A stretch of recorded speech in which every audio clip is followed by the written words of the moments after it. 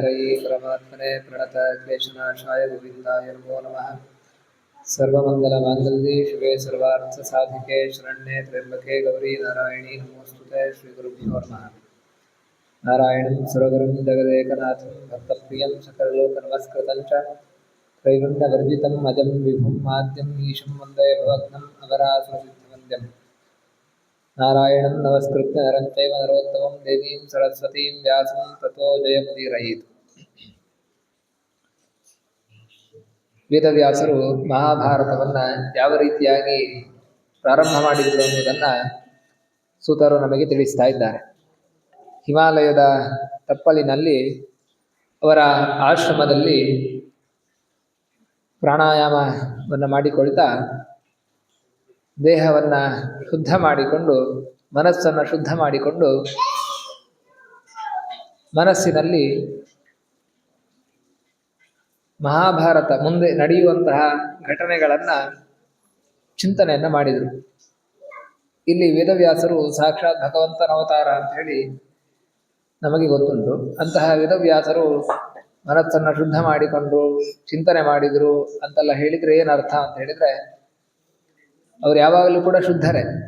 ಆದರೆ ಯಾವ ರೀತಿಯಾಗಿ ಇದನ್ನು ದರ್ಶನ ಭಾಷೆಯಲ್ಲಿ ಹೇಳಿರುವಂಥದ್ದು, ಯಾವ ರೀತಿಯಾಗಿ ಒಬ್ಬ ಋಷಿ ತಾನು ಧ್ಯಾನಾಸಕ್ತನಾಗಿ ಮುಂದೆ ನಡೆಯುವ ಭವಿಷ್ಯತ್ ಕಾಲದಲ್ಲಿ ಅಥವಾ ಭೂತಕಾಲದಲ್ಲಿ ನಡೆಯಬಹುದಾದಂತಹ ಏನೆಲ್ಲ ವಿಚಾರಗಳನ್ನು ತಿಳಿದುಕೊಳ್ತಾರೋ ಆ ರೀತಿಯಾಗಿ ವೇದವ್ಯಾಸರು ಕೂಡ ತೋರಿಕೊಂಡ್ರು ಅನ್ನೋದನ್ನು ನಾವಿಲ್ಲಿ ತಿಳಿದುಕೊಳ್ಬೇಕು. ಹೀಗೆ ವೇದವ್ಯಾಸರು ಚಿಂತನೆಯನ್ನು ಮಾಡಿಕೊಂಡು ಇಡೀ ಜಗತ್ತಿಗೆ ಮೂಲ ಕಾರಣವನ್ನು ಹೇಳ್ತಾ ಸೃಷ್ಟಿಯ ವಿಚಾರವನ್ನು ಪ್ರಾರಂಭ ಮಾಡ್ತಾರೆ. ನಂತರ ಮಹಾಭಾರತದ ಇತಿಹಾಸವನ್ನು ಪ್ರಾರಂಭ ಮಾಡ್ತಾರೆ. ಅಂತ ಹೇಳಿದ್ರೆ ಸಂಕ್ಷೇಪ ವಿಸ್ತಾರ, ಸಮಾಸ ವ್ಯಾಸ ಅಂತ ಹೇಳಿ ಕರೆಯುವಂಥದ್ದು, ಶಾಸ್ತ್ರವನ್ನು ಉಲ್ಲೇಖ ಮಾಡುವಂಥದ್ದು. ಒಂದು ಮೊದಲಿಗೆ ಇಡೀ ಗ್ರಂಥದಲ್ಲಿ ಏನಿದೆ ಅಂತ ಹೇಳಿ ಸಂಕ್ಷೇಪವಾಗಿ ಹೇಳ್ತಾರೆ. ಮತ್ತೆ ಅದನ್ನೇ ಬೇರೆ ಬೇರೆ ಅಧ್ಯಾಯಗಳ ಮುಖಾಂತರ ವಿಸ್ತಾರವಾಗಿ ಅದನ್ನೇ ಒಂದು ವಿಷಯವನ್ನು ಕೊಟ್ಟು ಮುಂದೆ ಅದನ್ನು ವಿವರಣೆ ಮಾಡ್ತಾ ಹೋಗ್ತಾರೆ. ಹೀಗೆ ಮಹಾಭಾರತದಲ್ಲಿ ಏನೆಲ್ಲ ವಿಚಾರಗಳಿದ್ದಾವೆ ಅಂತ ಹೇಳಿ ಅನುಕ್ರಮಣಿಕಾ ಪರ್ವ ಅಂತ ಹೆಸರು. ಮೊದಲ ಅಧ್ಯಾಯಕ್ಕೆ ಅನುಕ್ರಮಣಿಕಾ ಅಧ್ಯಾಯ ಅಂತ. ಯಾವ ಕ್ರಮದಲ್ಲಿ ಏನೆಲ್ಲ ಹೇಳ್ತಾ ಬರ್ತೇವೆ ಅಂತ ಹೇಳಿ ಅದನ್ನು ತಿಳಿಸ್ತಾ ಇರ್ತಾರೆ. ಹಾಗೆ ಸೃಷ್ಟಿಯ ವಿಚಾರಗಳನ್ನು ತಿಳಿಸ್ತಾ ಸಂಕ್ಷೇಪವಾಗಿ, ವಿಸ್ತಾರವಾಗಿ ಇಲ್ಲ, ಸಂಕ್ಷೇಪವಾಗಿ ಇಡೀ ಸೃಷ್ಟಿಯಲ್ಲಿ ಯಾವ ರೀತಿ ಪ್ರಾರಂಭ ಆಯಿತು ಅನ್ನೋದನ್ನು ತಿಳಿಸ್ತಾ ಮತ್ತೆ ಮುಂದಿನ ಇತಿಹಾಸವನ್ನು ಹೇಳ್ತಾ ಹೋಗ್ತಾರೆ. ನಿಷ್ಪ್ರಭೇಯಸ್ಮಿನ್ ನಿರಾಲೋಕೆ ಸರ್ವತಸ್ತಮಸಾವೃತೆ ಬೃಹದಂಡಂ ಅಭೂದೇಕಂ ಪ್ರಜಾನಾಂ ಬೀಜಮಕ್ಷಯಂ ಅಂತ ಹೇಳಿ ಮೊದಲಿಗೆ ಸೃಷ್ಟಿಯ ಆದಿಯಲ್ಲಿ ಈ ಸೃಷ್ಟಿ ಎನ್ನುವಂಥದ್ದು ಅದು ಅನಂತ, ಅದಕ್ಕೆ ಅಂತ್ಯ ಇಲ್ಲ, ಅನಾದಿ ಅನಂತ, ಅದು ನಡೀತಾನೇ ಇರ್ತದೆ. ಒಂದು ಸೃಷ್ಟಿ ಆಯಿತು, ಅದು ಸಂಹಾರ ಆಯಿತು, ಮತ್ತೊಂದು ಸೃಷ್ಟಿ ಸಂಹಾರ, ಹೀಗೆ ಅದು ನಡೀತಾನೇ ಇರ್ತದೆ. ಬ್ರಹ್ಮಾಂಡದ ಸೃಷ್ಟಿ ಅದು ನಡೀತಾನೇ ಇರ್ತದೆ, ಅದರ ಅಂತ್ಯವೂ ಆಗ್ತಾನೇ ಇರ್ತದೆ. ಹೀಗೆ ಪ್ರಳಯವಾಗಿದೆ, ಪ್ರಳಯ ಆಗಿ ಯಾವ ವಸ್ತುಗಳೂ ಇಲ್ಲ. ನಿಷ್ಪ್ರಭೆ ನಿರಾಲೋಕೆ, ಯಾವುದೇ ಪ್ರಕಾಶವೂ ಇಲ್ಲ, ಯಾವ ವಸ್ತುಗಳೂ ಇಲ್ಲ. ಮತ್ತೆ ಹೇಗಿತ್ತು? ಸರ್ವತಃ ತಮಸಾವೃತೆ, ಎಲ್ಲ ಕಡೆ ತಮಸ್ಸು ಆವರಿಸಿಕೊಂಡಿತ್ತು. ಅಂತಹ ಸಮಯದಲ್ಲಿ ಆ ನೀರಿನ ಮಧ್ಯದಲ್ಲಿ ಒಂದು ಬ್ರಹ್ಮಾಂಡ ಅನ್ನುವಂಥದ್ದು ಉದಯಿಸ್ತದೆ.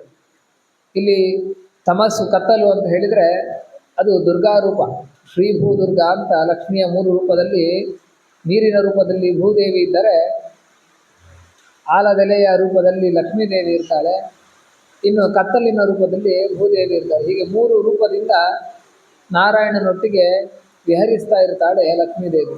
ಹೀಗೆ ಅಂತಹ ತಮಸ್ಸಿನಿಂದ ಆವೃತವಾದಂತಹ, ನೀರಿನಿಂದ ಆವೃತವಾದಂತಹ ಆ ಸಮಯದಲ್ಲಿ ಒಂದು ಬ್ರಹ್ಮಾಂಡ ಅನ್ನುವಂಥದ್ದು ಉದಯಿಸ್ತದೆ.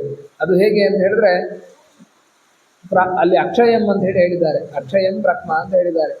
ಅಂದರೆ ಆ ಬ್ರಹ್ಮಾಂಡ ಅನ್ನುವಂಥದ್ದು ಕ್ಷಯ ಇಲ್ಲ, ನಾಶ ಇಲ್ಲ ಅಂತ. ಆದರೆ ಸಂಹಾರ ಉಂಟು ಅಂತ ನೀವೇ ಹೇಳ್ತಾ ಇದ್ದೀರಿ, ಮತ್ತೆ ನಾಶ ಇಲ್ಲ ಅಂತ ಹೇಳಿದ್ರೆ ಹೇಗೆ? ಸಂಹಾರ ಇಲ್ಲ, ಅದಕ್ಕೆ ನಾಶ ಇಲ್ಲ ಅಂತ ಹೇಳಿದ್ರೆ ಏನರ್ಥ ಅಂದರೆ, ನಾಶ ಅನ್ನುವಂಥದ್ದು 2 ರೀತಿ. ಒಂದು ಸಂಪೂರ್ಣವಾಗಿ ನಾಶ ಆಗುವಂಥದ್ದು, ಇನ್ನೊಂದು ನಾಶ ಅಂತ ಹೇಳಿದರೆ ನಾಶವಾಗ್ತದೆ, ಪುನಃ ಸೃಷ್ಟಿ ಆಗ್ತದೆ, ಮತ್ತೆ ನಾಶ ಆಗ್ತದೆ. ಹಾಗೆ ಇಲ್ಲಿ ಅಕ್ಷಯ ಅಂತ ಹೇಳಿದರೆ ಅದು ನಾಶ ಇಲ್ಲ ಅಂತ ಹೇಳಿದರೆ ಅದು ಪುನಃ ಪುನಃ ಸೃಷ್ಟಿ ಆಗ್ತಾ ಇರ್ತದೆ ಅಂತ ಹೇಳಿ ಅರ್ಥ. ನಾಶ ಇದ್ದು ಪುನಃ ಮತ್ತೆ ಸೃಷ್ಟಿ ಆಗ್ತದೆ, ಮತ್ತೆ ನಾಶವಾಗ್ತದೆ. ಈ ರೀತಿಯಲ್ಲಿ ಅಕ್ಷಯ ಅಂತ ಹೇಳಿ ಹೇಳಿರುವುದು. ಈ ಬ್ರಹ್ಮಾಂಡ ಅನ್ನುವಂಥದ್ದು ಅನಂತ ಬ್ರಹ್ಮಾಂಡಗಳು, ಅದು ಸೃಷ್ಟಿ ಆಗ್ತಾನೆ ಇರ್ತದೆ, ನಾಶವಾಗ್ತದೆ. ಹಾಗೆ ಪ್ರವಾಹತಃ ನಿತ್ಯ ಅಂತ ಅರ್ಥ. ಅಕ್ಷಯ ಅಂತ ಹೇಳಿದ್ರೆ ಪ್ರವಾಹತಃ ನಿತ್ಯ. ಹೇಗೆ ಪ್ರವಾಹ ಅನ್ನುವಂಥದ್ದು ಅದು ಹೋಗ್ತಾನೇ ಇರ್ತದೆ, ಅದು ಮುಗಿಯುವುದು ಅಂತಿಲ್ಲ. ಹಾಗೆ ಈ ಜಗತ್ತು ಅನ್ನುವಂಥದ್ದು ಹಾಗೆ ಮುಂದುವರಿತಾನೇ ಇರ್ತದೆ. ಬೇರೆ ನೀರು ಬಂದರೂ ಕೂಡ ಆ ನೀರಿನ ಫ್ಲೋ ಅನ್ನುವಂಥದ್ದು ಹಾಗೆ ಇರ್ತದೆ. ಹಾಗೆ ಈ ಜಗತ್ತು ಕೂಡ ಅದು ಸೃಷ್ಟಿ ಸಂಹಾರ ಸೃಷ್ಟಿ ಸಂಹಾರ ಅಂತ ಹೇಳಿ ನಡೀತಾನೆ ಇರ್ತದೆ ಅಂತ ಹೇಳಿ ಆ ದೃಷ್ಟಿಯಲ್ಲಿ ಈ ಬ್ರಹ್ಮಾಂಡವನ್ನ ಅಕ್ಷಯ ಅಂತ ಹೇಳಿ ಕರೀತಾರೆ. ಈ ರೀತಿಯಾಗಿ ಪ್ರವಾಹತಃ ನಿತ್ಯವಾದಂತಹ ಬ್ರಹ್ಮಾಂಡ ಉದಯವಾಯಿತು.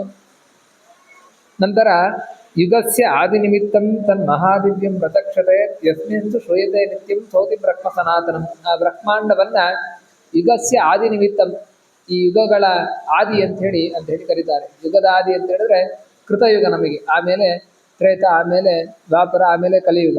ಹೀಗೆ ಆ ಕೃತಯುಗದ ಆದಿಯಾಗಿ ಆ ಬ್ರಹ್ಮಾಂಡವನ್ನ ಕರೀತಾರೆ. ಮಹಾದಿವ್ಯಂ, ಅದು ಬಹಳ ವಿಸ್ತಾರವಾದಂಥದ್ದು. ನಮ್ಮ ಕಣ್ಣಿಗೆ ಕಾಣುವಂಥದ್ದು ಒಂದಿಷ್ಟೇ ಜಾಗ. ನಾವು ವಿಜ್ಞಾನಿಗಳು ಹೇಳೋರು ಅವರು ಆಕಾಶದಲ್ಲಿ ಹೋಗಿ ನೋಡಿ ಒಂದಷ್ಟು ಆ ಭೂಗೋಳವನ್ನು ನೋಡ್ತಾರೆ. ಅದಕ್ಕಿಂತ ಹೊರತಾಗಿ ಎಷ್ಟೋ ಗ್ರಹಗಳಿದ್ದಾವೆ, ಅದನ್ನು ಆವರಿಸಿಕೊಂಡು ಇರುವಂಥದ್ದು ಬ್ರಹ್ಮಾಂಡ ಅಂತ. ಅದರಿಂದ ಅದು ಮಹಾದಿವ್ಯಂ, ಮಹಾ ಪರಿಮಾಣದಲ್ಲಿ ಇರುವಂತಹ ಬ್ರಹ್ಮಾಂಡ ಅದು ಯುಗಕ್ಕೆ ಆದಿ ಅಂತ ಹೇಳಿ ಕರೆಸಿಕೊಳ್ತದೆ. ಇಡೀ ಮತ್ತೆ ಸೌತಿ ಸೃಷ್ಟಿಗೆ ಕಾರಣ ಅಂತ ಹೇಳಿ ಅನಿಸಿಕೊಳ್ತದೆ. ಅಂತಹ ಆ ಬ್ರಹ್ಮಾಂಡ ಅನ್ನುವಂಥದ್ದು ಅದರ ಒಳಗೆ ವಿರಾಟ್ ರೂಪದಿಂದ ನಾರಾಯಣ ಸನಾತನ ಯಾವಾಗಲೂ ಇರುವಂತಹ ಅನಾದಿ ಅನಂತನಾದಂತಹ ನಾರಾಯಣ ಆ ಬ್ರಹ್ಮಾಂಡದ ಒಳಗೆ ಇರ್ತಾನೆ. ಮುಂದೆ ಆ ಜಗತ್ತಿನ ವಿಚಾರವನ್ನೇ ಹೇಳ್ತಾರೆ. ಅಸಚ್ಚಪ್ಯನುಜ್ಞಾತಂ ಚ ಸರ್ವತ್ರ ಸಮತಾಂಗತಂ ಅವ್ಯಕ್ತಂ ಕಾರಣಂ ಸೂಕ್ಷ್ಮಂ ಯತ್ತತ್ ಸದಸದಾತ್ಮಕಂ ಯಸ್ಮಿನ್ ಪಿತಾಮಹೋ ಜಜ್ಞೆ ಪ್ರಭುರೇಕ ಪ್ರಜಾಪತಿ. ಅಸತ್ ಅಪಿ ಅನುಜ್ಞಾತಂ, ಆ ಬ್ರಹ್ಮಾಂಡ ಮೊದಲು ಇರಲಿಲ್ಲ ಅಂದರೆ ಪ್ರಳಯ ಕಾಲದಲ್ಲಿ, ನಂತರ ಸೃಷ್ಟಿ ಆದಿ ಕಾಲದಲ್ಲಿ ಉದಯಿಸಿತು. ಅನುಜ್ಞಾತಂ, ನಂತರದ ಹುಟ್ಟಿತು.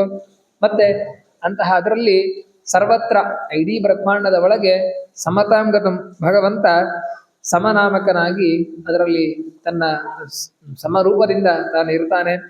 ಆ ವಿರಾಟ್ ರೂಪದಲ್ಲಿರುವಂತಹ ನಾರಾಯಣನಿಗೆ ಸಮ ಅಂತ ಹೇಳಿ ಅಂದ್ರೆ ಎಲ್ಲಾ ಕಡೆಯೂ ಅವನು ವ್ಯಾಪ್ತನಾಗಿದ್ದಾನೆ ಅಂತ ಅದರ ಅರ್ಥ. ಇನ್ನು ಅವ್ಯಕ್ತಂ ಕಾರಣಂ, ತಾನು ಅವ್ಯಕ್ತನಾಗಿ ಇಡೀ ಜಗತ್ತಿಗೆ ಕಾರಣನಾಗಿದ್ದಾನೆ. ಎತ್ತ ಸದಸತಾತ್ಮಕಂ ಬ್ರಹ್ಮಾಂಡಂ. ಸದಸತಾತ್ಮಕಂ ಅಂತ ಹೇಳಿದ್ರೆ ಸತ್ ಅಂತ ಹೇಳಿದ್ರೆ ಸಜ್ಜೀವ ಅಂತ ಅರ್ಥ. ಅಸತ್ ಅಂತ ಹೇಳಿದ್ರೆ ದುಷ್ಟಜೀವ ಅಂತ ಅರ್ಥ. ಹೀಗೆ ಸದಸದಾತ್ಮಕವಾದಂತಹ ಎಲ್ಲ ಜೀವರನ್ನು ಕೂಡ ತನ್ನ ಉದರದೊಳಗೆ ಇಟ್ಟುಕೊಂಡು ಆ ಭಗವಂತ ಸೃಷ್ಟಿಗೆ ಕಾರಣನಾಗ್ತಾನೆ. ಅಂತಹ ಆ ಭಗವಂತನಲ್ಲಿ ಯಸ್ಮಿನ್ ಪಿತಾಮಹೋ ಜಜ್ಞೆ ಪ್ರಭುರೇಕ ಪ್ರಜಾಪತಿ, ಅಂತಹ ಭಗವಂತನಲ್ಲಿ ವಿರಾಟ್ ರೂಪನಾದಂತಹ ನಾರಾಯಣನಲ್ಲಿ ಆ ಪ್ರಜಾಪತಿಯಾದಂತಹ ಜಗತ್ತಿಗೆ ನಾರಾಯಣನ ನಂತರ ಏನು ಸೃಷ್ಟಿ ಮಾಡ್ತಾನೆ ಚತುರ್ಮುಖ ಬ್ರಹ್ಮ, ಅವನಿಂದ ಮುಂದೆ ಸೃಷ್ಟಿಗಳು ಮುಂದುವರಿಯುವಂಥದ್ದು. ಅಂತಹ ಚತುರ್ಮುಖ ಬ್ರಹ್ಮ ಸರ್ವಸಮರ್ಥನಾದಂತಹ ಸರ್ವೋತ್ತಮನಾದಂತಹ ನಾರಾಯಣನಿಂದ ಹುಟ್ಟುತ್ತಾನೆ, ಅವತರಿಸ್ತಾನೆ.